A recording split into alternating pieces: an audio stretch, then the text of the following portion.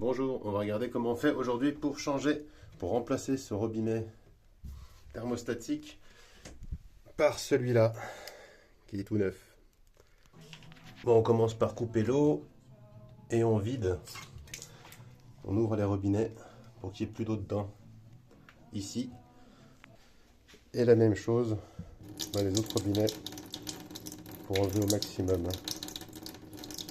l'eau chaude, l'eau froide, pour éviter que ça coule quand on débranche les tuyaux.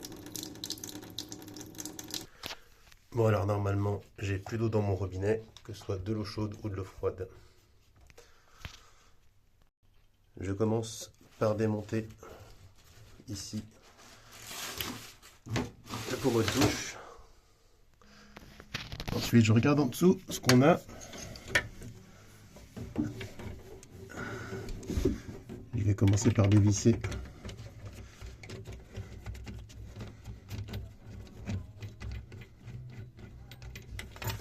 voilà, je finirai à la main. J'ai pris soin de desserrer un petit peu ici avec une petite clé que voici et qui est très pratique, surtout dans les endroits un peu exigus comme ici.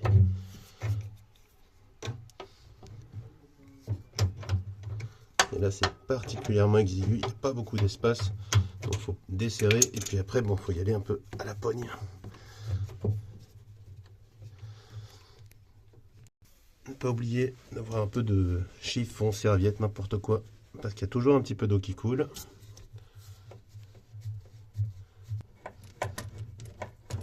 Voilà, les deux sont défaits et on essaye de bien se rappeler où on a l'eau chaude et l'eau froide. Alors souvent c'est dans ce sens-là, mais ça arrive que ce soit un peu inversé. Donc l'eau chaude ici à droite et l'eau froide à gauche. Il y a des signes, il y a des couleurs, le rouge pour le chaud, le bleu pour le froid, et blablabla. Ensuite, je finis de desserrer mon boulon qui est là-haut, qu'on voit pas très bien. En tenant le robinet, si possible, ici, parce que sinon ça va tomber et se casser la figure. Bon, une fois qu'on a enlevé notre boulon et ces petites pièces que je sais pas comment ça s'appelle, et ben on peut tirer sur le robinet délicatement.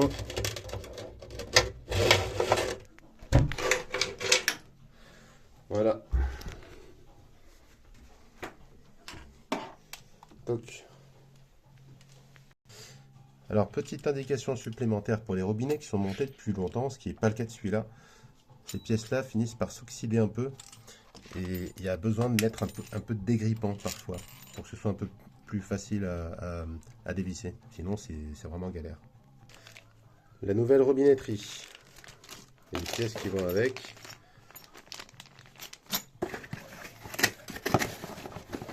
Voilà, il y a des joints normalement qui sont toujours prévus avec, mais c'est bien d'en avoir sous le coude au cas où. Là, pour le montage là-dessus, il ne faut pas se tromper non plus, le chaud, le froid. Donc je suppose que la petite pastille rouge, c'est pour indiquer que celui-là, c'est le tuyau d'eau chaude. Donc celui-là, par défaut, c'est de l'eau froide.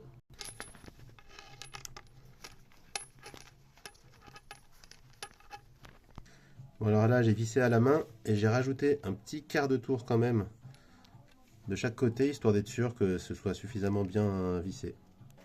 Ensuite, il y a un joint à faire passer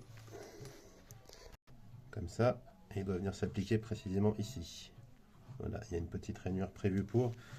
Il n'y a pas sur chaque modèle, mais voilà, là il y en a une, ça apporte un peu d'étanchéité supplémentaire, je pense, au cas où, et de stabilité.